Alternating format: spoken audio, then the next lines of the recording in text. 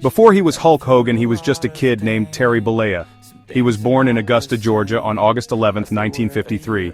Even as a young boy, Terry was bigger than the other children. He grew up in Tampa, Florida, a place known for its sunshine and, importantly, its deep roots in professional wrestling. Terry was a talented musician. He played the bass guitar in several local rock bands for many years. He spent his nights playing music in clubs, dreaming of becoming a rock star. Life on the road with a band was tough, but it taught him how to perform in front of a crowd and how to grab their attention. This skill would become very important later in his life, but he did not know it at the time. His large size made people notice him. Some local wrestlers saw him playing music in a bar. They were impressed by his incredible physique and natural charisma. They thought he looked like a star. Two famous wrestlers, Jack and Gerald Briscoe, saw the potential in the young musician. They convinced him that his future was not in music, but in the wrestling ring. At first, Terry was unsure. He loved music, but the world of wrestling was calling to him. He decided to take a chance and began the difficult journey of training to become a professional wrestler. It was a decision that would change his life and the entire world of entertainment forever. Training was incredibly hard work. He had to learn how to fall, how to punch, and how to tell a story with his body inside the squared circle.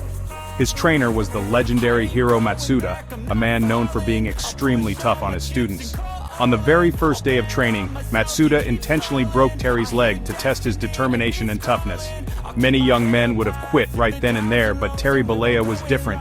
He recovered from the injury and came back more determined than ever to succeed. This showed Matsuda that he had the heart of a true fighter, the spirit that would one day define him in front of millions. After months of intense training, Terry Bollea was ready. He started wrestling in small promotions across the American South. He tried out different names and characters. At one point he was called Terry the Hulk Boulder. The name Hulk was given to him because he was actually bigger than Lou Ferrigno, the actor who played the Incredible Hulk on television. He wrestled in different territories, slowly building his reputation. He even had a short, early run in the World Wrestling Federation. It was during this time that he first caught the eye of the man who would help make him a global superstar, Vincent K. McMahon. In 1983, Vincent K. McMahon bought the WWF from his father. He had a bold new vision for professional wrestling. He wanted to take it from a regional spectacle to a global entertainment phenomenon. He needed a special kind of superstar to be the face of his company, a larger-than-life hero that everyone could look up to. He found that hero in Terry Bollea. McMahon brought him back to the WWF and renamed him Hulk Hogan. He gave him a new look, bright yellow trunks, a yellow bandana, and a red t-shirt that he would rip off before every match. He was no longer just a wrestler, he was a real-life superhero for the 1980s. On January 23, 1984, a date that lives forever in wrestling history, Hulk Hogan faced the Iron Sheik for the WWF World Heavyweight Championship at Madison Square Garden in New York City.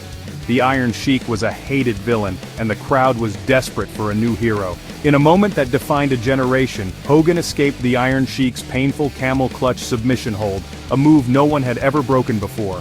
He then delivered his famous leg drop and won the championship. The crowd exploded with joy. A new era had begun. This was the birth of Hulkamania, a cultural movement that would sweep the nation and the world. As the WWF champion, Hulk Hogan became the most famous wrestler on the planet. He encouraged his fans, the Hulkamaniacs, to follow his 3 commandments: train, say your prayers, and eat your vitamins. He was a positive role model for millions of children. His matches were always exciting events. He would often get beaten down by his opponent, a monster villain like King Kong Bundy or Andre the Giant. Just when it seemed like all hope was lost, Hogan would hulk up. He would start to shake, feeling the energy from the crowd. He would become invincible, pointing his finger at his opponent before finishing them with his signature moves.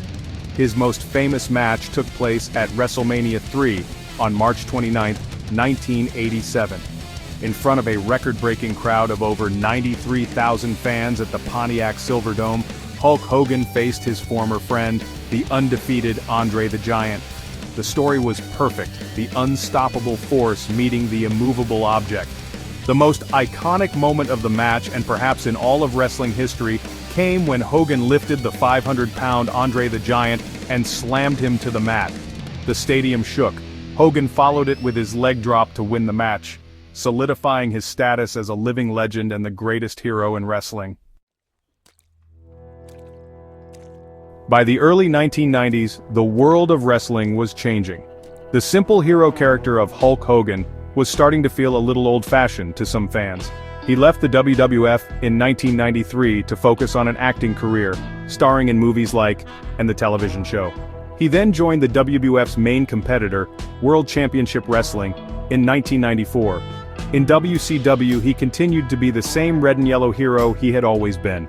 For 2 years he fought against villains as the top good guy. But the audience was growing tired of the same old story. They wanted something new, something shocking. On July 7, 1996, at the Bash at the Beach pay-per-view event, the wrestling world was turned upside down. Two former WWF stars, Kevin Nash and Scott Hall, were causing chaos in WCW. They were known as the Outsiders. In a big main event match, they hinted they had a secret third partner. Everyone wondered who it could be. In the match's final moments, Hulk Hogan came down to the ring. The fans cheered, thinking their hero had arrived to save the day from the bad guys. But then, Hogan did the unthinkable. He attacked his friend, Macho Man Randy Savage, and joined the Outsiders. This moment was one of the biggest shocks in the history of the sport. Hulk Hogan, the ultimate hero for over a decade, had turned into a villain. He told the fans he was tired of them. He traded his red and yellow for black and white and renamed himself Hollywood Hulk Hogan. Together with Hall and Nash, he formed the New World Order, or NWO. This villainous group was cool, rebellious, and completely different from anything seen before. They used spray paint to cross out the WCW logo and disrespect their opponents. This storyline felt real and dangerous, making WCW the most popular wrestling show on television. As the leader of the NWO, Hollywood Hogan was arguably more popular than he ever was as a hero. The NWO became a pop culture sensation. Their black and white t-shirts were everywhere. This era proved that Hogan could be just as successful as a bad guy as he was a good guy. It showed his amazing ability to change with the times and stay relevant. His heel turn revitalized his career and started the Monday Night Wars, a period of intense competition between WWF and WCW that pushed wrestling to its peak of mainstream popularity. The NWO's influence is still felt in wrestling today. After his time in WCW, Hulk Hogan eventually returned to the company where he first became a global icon. At WrestleMania X8 in 2002, he faced another superstar of a new generation, The Rock. The match was billed as Icon versus Icon.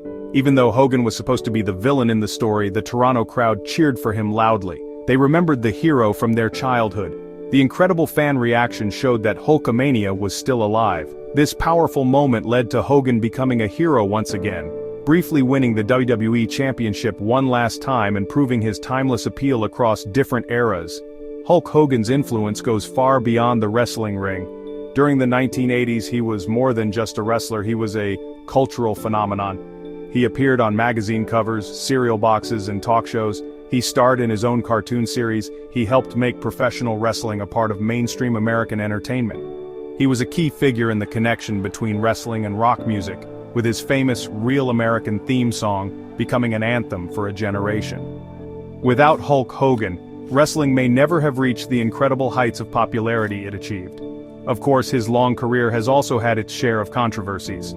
Like any public figure who has been in the spotlight for decades, he has faced criticism and made mistakes. These moments are also part of his complicated story.